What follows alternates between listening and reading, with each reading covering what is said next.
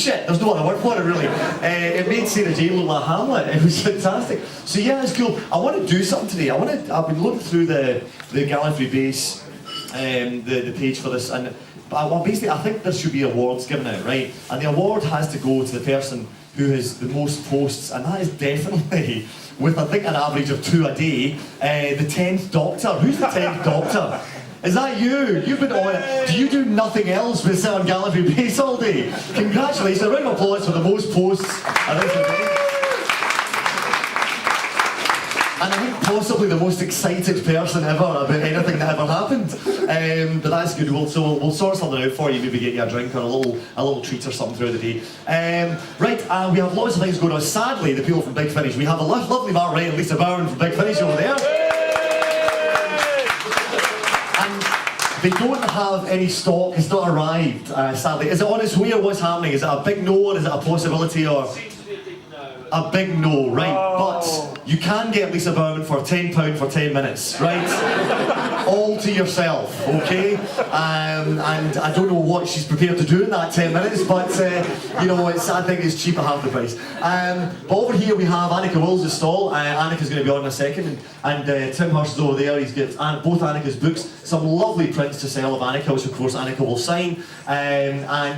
Also, Tim's taking pre-orders for a book that's Colin Baker's writing, and Tim sort that as a book of Colin Baker's writings over the past few years, his muses and thoughts. It's very amusing and very funny, so you can take pre-orders for that. So if you've got any money to spend, please do it. And we'll also get Mary Tam, obviously Dexter from Phantom Films over here. We'll be setting up and selling up Mary Tam stuff. Have you just got Mary's book, or have you got anything else with you, Dexter? Got Mary's book, Barry Lex's book, hot off the press yesterday, and Soldier book. Barry Lex's book, fantastic, that'll be good. I'm sure some people will want to buy that, and Mary Tam's book there, so that's fantastic. So, we may as well just get on with the day. Are we up for just getting on with it? Yes, well, you've got to get a bit more vocal, because panto season's coming up, right? And you've got to get a bit of practice in. Oh, yes it is. He's behind you.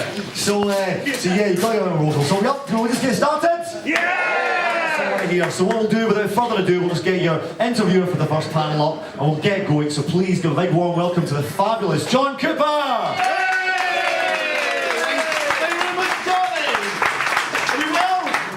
Yeah! That's no good. I'm not going to bring guests on if you're just going to give us that level of apathy. Are you well? Yeah! Good, right. Well, we've got 2 guests in this first section, not just 1 guest, but 2. I'm going to introduce them one at a time, and you're going to give them a nice big round of applause. The first guest we have, first appeared on TV, I believe 1957, with the Railway Children. She's also been in The Avengers and Strange Report, if any of you saw that. But a lot of you will know her as Polly Wright. Please welcome Annika Jones.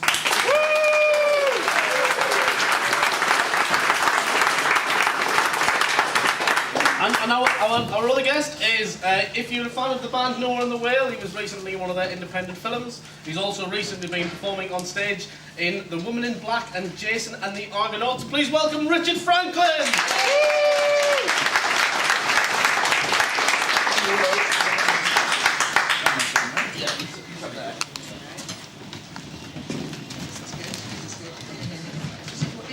Is it on? Just do a mic test first, see if the mic's working. It's so small actually here that we can just talk, can't we? We can just, well that's the plan. That's the plan. Excellent. So I think we'll start off with a little recap of where you are at the minute. So Annika, if you'd like to just tell us what you're up to at the minute. Hell spells, what am I up to at the minute? I always want to ask somebody else. Well, the last 3 years have been just amazing. It's all been about writing books and sharing them with you. And what I have to say is that without you, I wouldn't even have thought about writing them, because it was your support. And over the last 3 years, it's actually been your love that has come pouring back. So I've just had the most amazing 3 years, and I'm very grateful to you all for having supported me to do it. And yeah, I've done it. I'm proud. I feel like I can retire now. Hey! But also, Big Finish are going to do book 2. I'm going to do a royalty orbit, and I've been doing. I think of all the things I'm doing. Also did Holly Chronicles, this companion. The Companion Chronicles. So in fact, I've been doing quite a bit of work, all to do with Doctor Who. So Yeah. Yeah. Yeah. You need to be a little bit nearer the microphone. We can't hear you at the back. Maybe Bit nearer the just move it a microphone. bit nearer. Lift yours. Okay, is that Sorry. Yeah, swallow it. We need the tech sorting first, because if you don't have the tech, then you can't hear it. If you can't hear, then that's no good. Okay, is that good? I Now, think you that's hear me in the better. back. I finished anyway, I've several hands. Should we do a little mic test on Richard as well once he's settled, just so we can hear. Can we do that and just use them? You can take them out the let's do stand that. if you want to go al fresco with them. That's absolutely yeah, fine. That's better. That's better. So I think the same question to Richard. What have you been up to recently? No good. That's all right then. Yeah, well, I've just come back from Dubai, where I've been doing The Woman in Black. I don't know, has anyone been to Dubai? No. Don't bother. It's very expensive, it's totally artificial, and it was great fun. They've got the world's tallest building there, which is 800 metres high. The most beautiful steel and glass structure. I would hate to go up it. I don't like heights, but it is wonderful to look at. So if you can get there and you don't mind being frizzled in the heat, that's fine. I was doing The Woman in Black, which has, maybe some of you have seen that. It's been on in London for 17 years, and I think they'll probably be on for another 17. I did it in London, and we've just done it over there, which is fun. So it's been quite a busy summer, actually. Well, quite a busy year, really. I think John mentioned something about Noah and the Whale. Any fans of Noah and the Whale here? Yeah, at least one. Very, very good British band, quite a new band. They've just done a UK tour and a USA tour. And they brought out a very nice DVD, which has got me making a fool of myself on it, called First Shoots of Spring. Yes. Did you enjoy it? Yes, very good. It's very listenable too, The isn't album's it? really nice, yeah. Yeah, and I do make a fool of myself on it, don't Yes, I? you do. What's What are you doing? It's a sort of love story. It's following a young couple, and then an older couple, and then a terribly ancient couple. I wasn't very happy with that. I've got fed up with my wife. I've decided that I really wished I'd married the girl at the beginning of the film, and then this tune suddenly starts playing in my very, very dreary office in Leeds, and I'm in a very, very dreary suit, looking very, very dreary, and I hear this tune, and it gets to me, and suddenly the desk splits apart, the office becomes pink and white satin, and I mime the song, and the fireworks, and it's just very fun. It's silly. You mentioned you've recently done Jason and the Argonauts as well. And Yes. that was on stage. That was on stage in an open air stage. I did it in August in London. It's between Tower Bridge. I'm very conscious that you only see my right ear, which is not the best thing. It's very nice, right here. Thank you very much. That's what the BBC found, actually. I was the left ear, actually. They were always filming my back of my left ear. The Scoop. Open air theatre between Tower Bridge and London Bridge. Very interesting space. And it was a new musical by Phil Wilmot and Joe Fredericks. And we did it as a double bill with Medea. That's heavy. And actually I was ill in the last week in this cardiac hospital. Not really as a result of the play, but partly. How did they do the monsters in Jason and the Argonauts? How did they do the skeletons? That's one thing I want to know. Well, they just employed a lot of ugly actors, I think. Excellent stuff. Let's take a little trip back in time, I think, because I dug out my DVD collection last night, and I dug out the Green Death, and I dug out the War Games. So, if I may, they were kind of, I mean, I've just got Terror of the Organisers now, which I believe was the first of Richard's adventures, but the War Games. Machines. The War Machines. War Machines. I do apologise. The War Machines. I suspect there was a lot of you ready to jump on me at that point for getting that wrong. Thank you, the laughter of affirmation. So Annika, can you just tell me a little bit about back in the day, William Hartnell, the War Machines, how you got involved in that? That was the first story, wasn't it? Yeah. Yeah. Well, you know, so I was asked about this the other day, and they were saying, you know, gosh, that must have been so exciting for you getting a part in Doctor Who. And then I go diddly diddly diddly. Yes, it was. And actually, at the time, I had just lost my brother in very, very strange circumstances. And I also had a young family. My son was 1.5, so he was crawling around on the floor. I'd just gone through tremendous tragedy, and then I get the part in Doctor Who. So, and in a way, this is how it's always been in my life, is that I don't, one thing happens, it's always like 2 or 3 or 4. So when people say, was it amazing, was it exciting, were you concerned about the Daleks? No, I was just doing a job actually, but of course I was thrilled to be in Doctor Who, of course. I was thrilled to be in Doctor Who, but there were other things going on for me as well at the time. And Bill Hartnell was not awfully lovely to work with. No? He wasn't awfully lovely to work with. But here we had the War Machine. There's one bit, because we've done it now, and I've done a narration over it with the director, Michael Ferguson. And there's one bit in it which I really love, where he turns around to this whopping great machine, you've seen that, and he goes, temper, temper. That's a lovely magic moment when it's sort of, he's doing his eccentricity. The trouble with me is that I go gabbling, once I get going, I get gabbling. No, you see, the thing is, there he was, this lovely old doctor. Now we're going to have Matt Smith. Is he going to be old enough? Is he going to have, the kudos? Is he going to be... It's very worrying. So, for me, my part of Doctor Who was that I was there the first for a generation, you see, and it was the same thing. Is the programme going to go on? Is it going to continue? We don't know. Is he going to be good enough? And that's how it was for us. The BBC was saying, do we get a lookalike, Bill Hartnell, or do we have a completely new actor? And will the public accept that the Doctor has completely changed for the very first time? So, and here we are on the brink of the same sort of...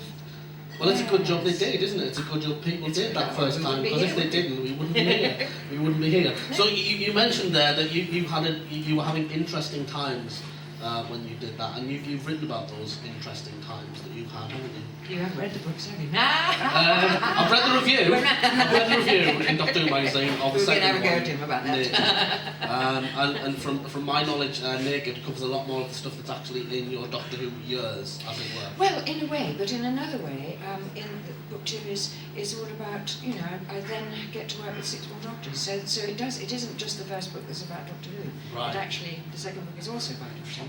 And everything else that goes on in one's life. Can I take Annika up not take you up on one point, but just make a comment. The question of the regeneration and the new Doctor being very young.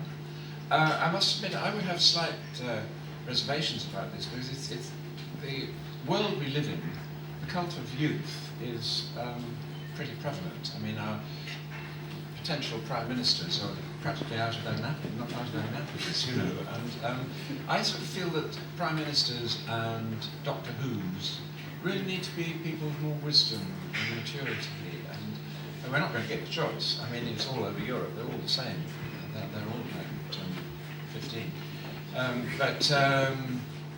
So that's the only thing I would think. I mean, the great thing about regeneration is, of course, that you can get a different character. That's part of the mission. But the Doctor seems to me to be somebody that one ought to be able to rely on, someone who has timeless wisdom.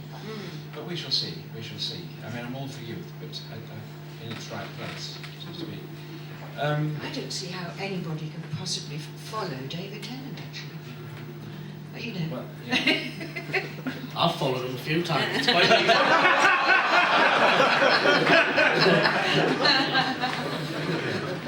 Actually, I tell you what's happening is, I just was. Oh, can I? Yes, you go. You take my job. Just was in London, and I had a little birthday, and it was lovely, and it was with my friend Many Roger happy Roy returns. Pack. And so I had a little family dinner, and the doorbell goes, and I've got, I think it's my son, and I go to open the door. It's Sylvester McCoy on the doorstep, and it's so strange. It's like 2 different worlds meeting that I go, no. He said, well, I'll go away again then. I was going The fabric of the universe hasn't been torn apart. But so then talking with Roger, he said, you'll like this. I'm going to work with Catherine Tate on the Christmas show, and I'm playing the Ghost of Christmas Coming, or the future, and David Tennant is playing the Ghost of Christmas Past. So that's going to be our Christmas watching. Yes, Excellent. glued to that we will be. Excellent. So I'm just going to pick up on what you've just said there, Richard, because obviously when you were doing Doctor Who with John Pertwee, obviously the times were different, and the kind of Doctor that John Pertwee played did have this kind of authoritative stance that we don't see now, because everything's so fast moving. And I mean, I trust Doctor Who at the minute. If they ever move to BBC Three, I'll not watch it because that's a different matter. But it's beautiful at the minute. But can you just relate a bit more to how it was back when I think it was Terror of the Autons when you first came into play and we saw you properly? How it was, yes. I mean, I think when I was asked to do Doctor Who, I was very thrilled, as Annika was as well. But I think I'd be right in saying that certainly I didn't, and we didn't, Katie Manning and those of us who were taking on at the same time, and Annika, we thought we were doing a television programme. We didn't think we were going into a cult show. And it was only shortly after we'd had a couple of the John Pertwee stories that suddenly the whole thing took off.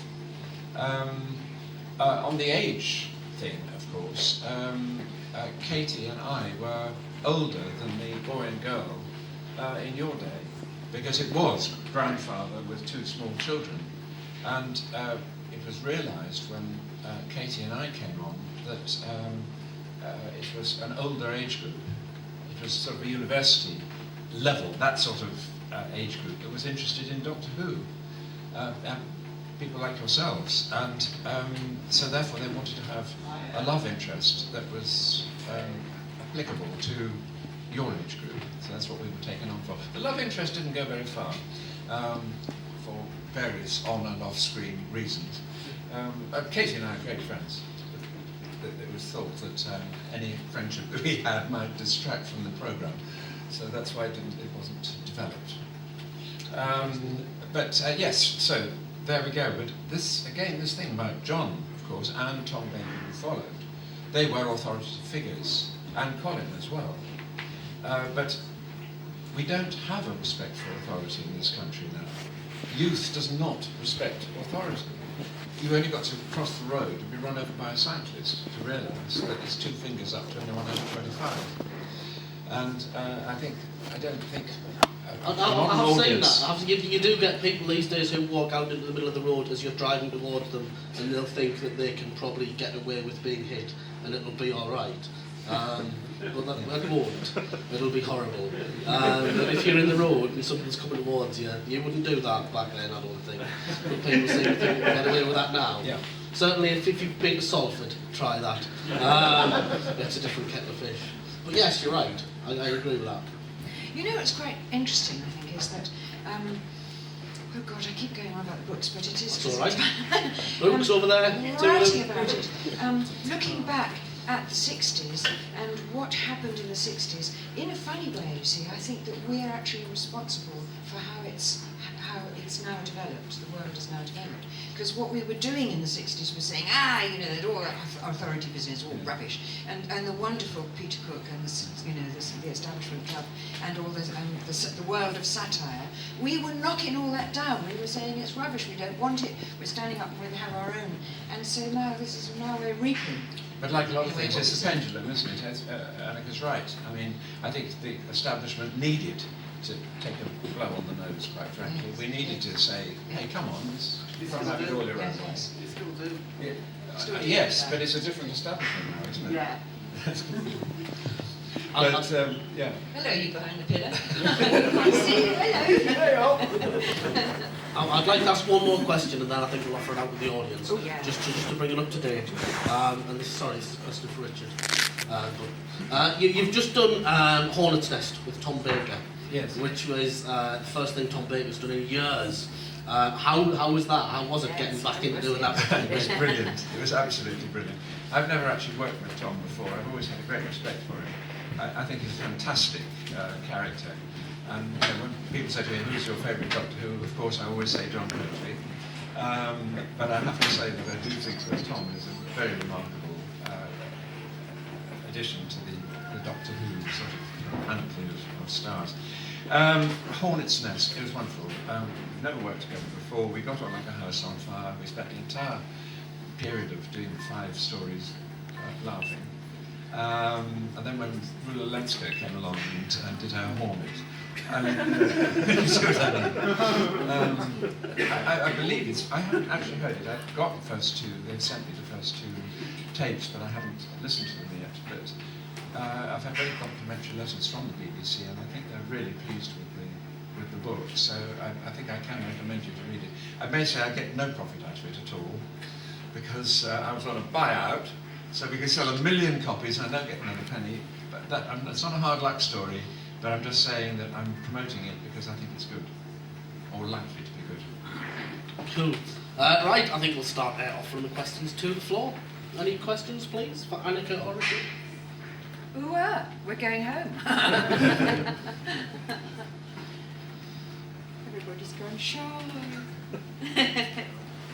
Were you actually present when they did the special effects for the first regeneration? For the regeneration. How was it? Yes. So loud? You know, it's I heard it was a broken camera. it was so embarrassing because it was so hokey, really. You know, little mark on the floor, Bill Hartnell lying there, film that, okay.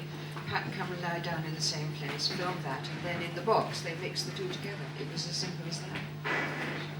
How was that in terms of, because I'm guessing you must have been, yeah, I mean, you mentioned that William Hartnell wasn't particularly nice, but was there kind of a shift in loyalty? Was it weird when you had one leading actor and then he disappears and suddenly a new guy comes in and you're already quite established by that point, and you have to kind of adjust how you... Instantly fell in love with Pat, and it was rather awful, really, because we just said, yeah, you know, get rid of the old.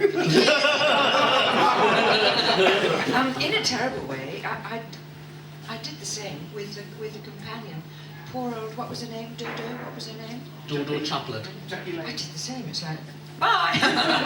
Move out of the way. I'm in charge here. So, you know, she didn't get a sort of big fond farewell. No, she didn't. She was in one scene and then not in the next scene. It's quite funny because we did something at Riverside a few weeks ago, and there was the pub. There was the pub which we used to go to after filming, after doing it, and drink. And that was the pub where Bill Hartnell kept his chauffeur outside in the freezing cold, waiting for him to take him home. We said, you know, it's freezing cold. Why doesn't he come in and have a drink? Certainly not. Some strawberries. Wait for me. So I remembered all that. That's it all interesting. came back to me. That's interesting that you say you kind of came in and Donald Chaplin suddenly disappeared. Was that then, and I don't mean to be, was it not repaid in kind when suddenly Jamie McCrimmon came on the scene? And it's kind of like suddenly everyone's looking at the Tartan kill. The Tartan killed. Well, not really, because what they weren't going to do was have me and Jamie together. Right. And then they were going to get rid of Ben, and I sort of rather loyally said, no, I think it's a good moment for me to go out, actually. Because I was worried that I do this when things are going very well. I turn right and go off in a different direction. I was afraid that if I stayed in, I'd still be in it today. Do you know what I mean? Yeah. And as an actor, I wanted to do something else. So. Yeah. Well, I think it was Patrick Troughton who gave the advice to Peter Davison about staying in the role for 3 years and then moving on. And I think that was probably the best bit of advice, because then Peter Davison just continued to work in television for a very long time. Yes. And I think that was also handed over as information to David Tennant, who's done a similar thing. Yes. So yeah, that's good. Any more questions, please, from the floor? Hello. Hi. What would Michael Craig say if he was here today? Oh, he'd say mine's a pint. He's one of those people you never read anything bad about. I know. Never. I know. He was straight down the line, you know, honest and true. He was a beautiful guy. We're going to do. We've taken to doing a little yearly thing now, because we did on the 10-year anniversary of his death. We went to Walton. Hi. Hello. It's Mary Ann. Morning, Mary Ann.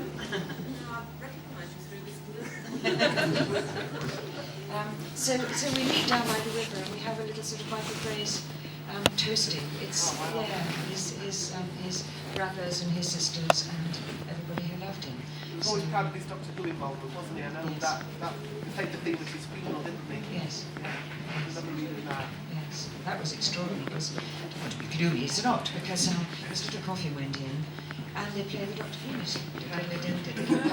And it could have been hokey, but it wasn't. It was very moving because it was like Ben's off on another adventure. It was beautiful. That's beautiful. I was at a wedding recently where they played the Doctor Who theme as the couple left the church, and that was quite beautiful. Hearing the Doctor Who theme played in the church is a beautiful thing. Yes, it's a beautiful Hope they'll have been to the funeral first. I sang along and everyone stared at me. But anyway, any more questions please from the floor? Yes, we've got a fellow over there. Mike Yates actually went out and quite dark nobody actually turned traitor. Was that something that you were actually comfortable with? Say it That again. I was what with? When you turned traitor towards the end? No, I did not turn traitor. Let me put that. I have to put this straight at every convention, actually. No, you know, he was following the very good instincts of his heart to create a better world. And incidentally, perhaps I can plug my book, which is Radical Reform of Democracy and Welfare State. It's very light reading, but anyway, forget that. But no, he was misled by Professor Whittaker, who was very persuasive. But you did notice, I hope, that I shot the dinosaur's balls off at the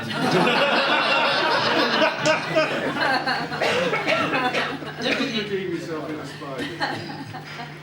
Because your character's one of the early, assistants to get like. Well, later on you get people like Turlough who had like a story arc, and very few of the assistants got what we would now call story arcs. Back then, I don't think the term was used. Story arc, as in a character would have their own narrative going on within the story, and you actually had that. I did, and and actually, if I can come in on that, on a note which I know will touch all of you, I was very lucky with part of Mike Yates, because I think it was closely monitored by Barry Letts, who died recently, and is a great loss and grief to those of us who knew him.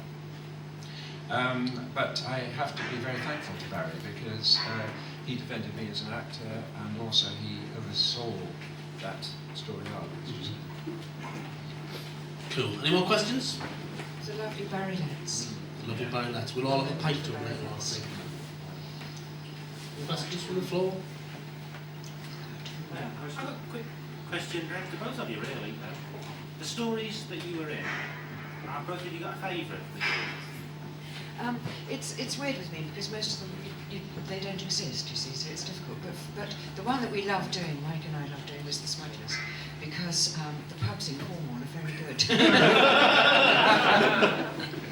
It's not awful to say that, but you know, it's the truth. We were just actors actually, and we were having fun, and it was a nice location. Usually, you were in a quarry, you know, somewhere. You know. How much time did you spend in the pub?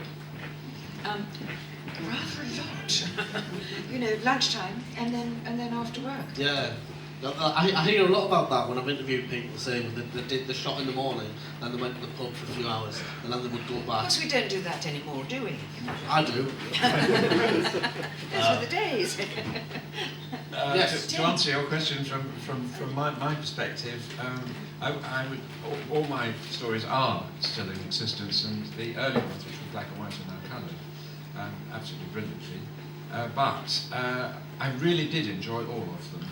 But I think, if not to evade your question, the Demons was particularly fun, because as Annika says, we usually were in a quarry in January, and the Demons was shot in May. And the first week of 2 weeks wonderful filming in this beautiful little village in Wiltshire called Albourne was in brilliant sunshine, and we all got kind of Mediterranean tans. The second week, just over that weekend, as you probably remember, we had 4 inches of snow, which brought Fernando Marlowe in as an extra character, saying freak weather conditions because they couldn't really shoot everything the week before. But that was particularly enjoyable of all the films, because it was longer filming, nice time of year, beautiful place, and it was filmed in a pub. So if that was filmed in May, or if I recall in the Demons there's a Maypole sequence. Was that, yes, that's right. Was that staged, or was that actually something that they would have done in that village anyway? I don't think they may have revived it now. I don't know, because Albourne has made a fortune. They still live Doctor Who in that village. Somebody was telling me last night that the front doors are still painted the same colours they were in 1970. To go and visit it. And yes, lots of people do. It's a place of pilgrimage. At Halloween, do they dress up as gargoyles and run around? Whether they have a maypole or not, I don't know. Excellent. More questions from the floor? Tim wanted Tim wants one at the back, yes.